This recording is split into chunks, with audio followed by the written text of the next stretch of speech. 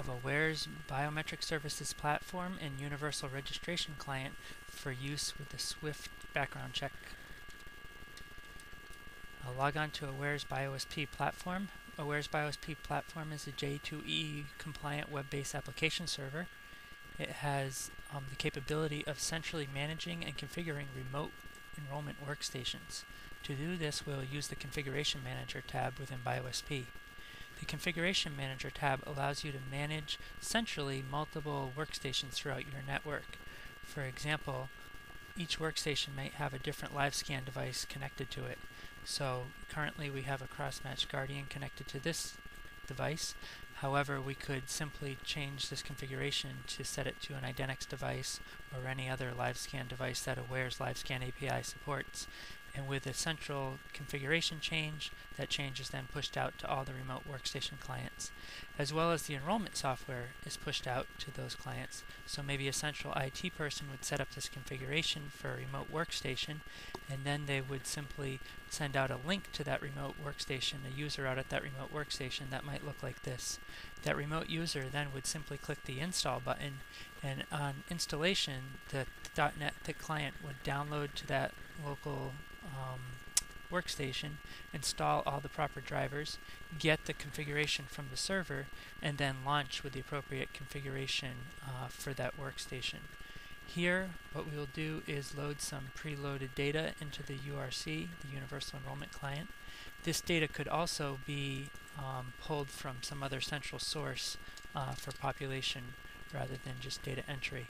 I'll change the first and last name, and then we will go on to the next step of the enrollment process after the biographic data, which is the scanning of the fingerprints. Scanning of the fingerprints is a full 14-rolled set.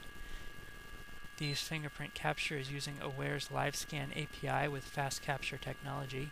The LiveScan API allows hardware abstraction from the scanner vendor itself. So with a simple configuration change in the Configuration Manager, we can switch from maybe a cross-match to an L1 device. Aware's fast capture technology also provides the real-time processing of the images during capture to ensure we have high-quality images. For example, over on the right-hand side, you'll see that we're calculating NFIQ as we're scanning along. We're looking for NFIQs of 1, 2, or 3, 1 being the best. An NFIQ of 4 or 5 would trigger a rescan of that fingerprint image.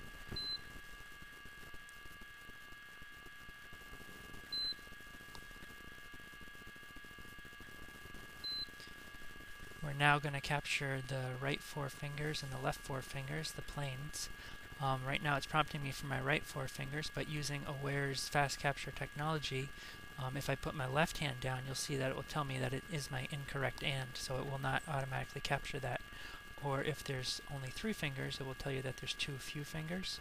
Or if one of the fingers is touching the edge of the image, we'll detect that. Or even if the finger angle is too large, we'll detect that.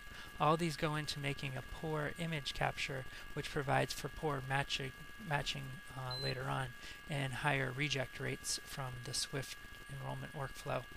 Now I'll put down my right hand and capture my right 4 fingers, and then I'll do the same for my left 4 fingers as well. Once we've captured 5 good frames, we'll automatically take that image and then process it. After all the 14 prints have been captured, we perform what's called sequencing. This makes sure that there's no duplicate fingerprints within the 14 print set, and also that the appropriate fingers match each other. For example, the rolled right thumb matches the plain right thumb, and the rolled right index matches the plain right index. You'll see that there now is no sequencing errors. So we'll continue on to the next step, which is review before submission. This allows you to review some of the biographic data up top, as well as review the fingerprints down at the bottom. We'll perform a submission now. The data package is formatted within the URC and then sent up via a web service and SOAP request to the BioSP central server. BioSP then receives this submission in its inbox in the Transaction Manager module.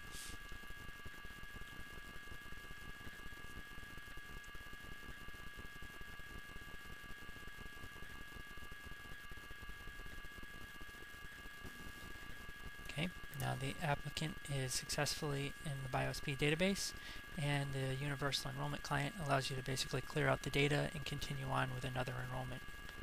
We'll now exit the Universal Registration Client and go into the BioSP software again. We'll jump from the Configuration Manager tab over to the Transaction Manager tab.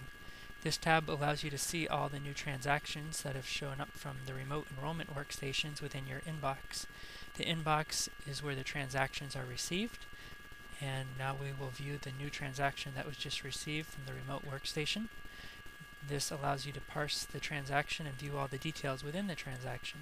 Down at the bottom you can then see the Type 1 data, and you'll see that this was a federal applicant user fee transaction.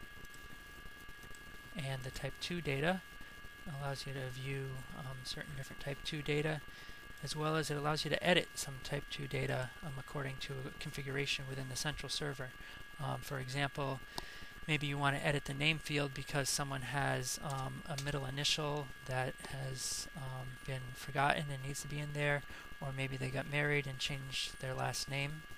So on certain fields that are shown here in blue, you can edit those and save them back to the server. This then saves the data back into the binary format back on the server. You can also see the Type 4 record data, which can show you the fingerprint images as well. The Transaction Manager module also allows for a free text search of all the Type 1 and Type 2 data. So for example, if I search for all the Brian records, it will show a match summary over here on the right, and you can see that the record that we just updated had the middle initial K in it. So that's available as well. Once you've reviewed and centrally maybe updated that transaction, you then want to submit it to the SWFT background check process. To do this, SWFT does not allow any automatic online electronic submission, so what you need to do is select that transaction and click on the export button. This export button then allows you to save it to disk on your local hard drive. So for example, we'll save it to the desktop.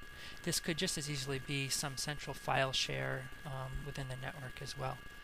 Now we'll jump over to the desktop and open up that transaction that we just saved.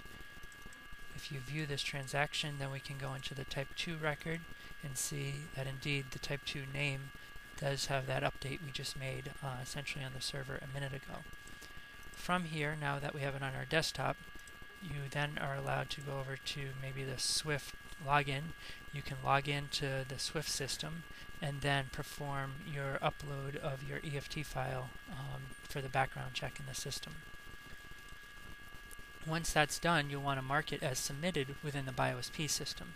So what we'll do is we'll select the transaction again and hit the submit button in the lower right and mark that we have submitted it to the SWFT background check process. Now that the transaction is successfully stored as a submission, we can jump over to the Submission tab and review which transactions we have actually submitted for background checks and when they have been submitted. In the future, if SWFT allows for electronic submission of these background check files, when you simply go from the inbox to the Submissions tab, BioSP would automatically submit it to the SWFT process for background check. And even further, if they actually provide online responses back to you, we can monitor those in the BioSP Responses tab, and you can see which transactions you've received responses for and monitor those within the Responses tab.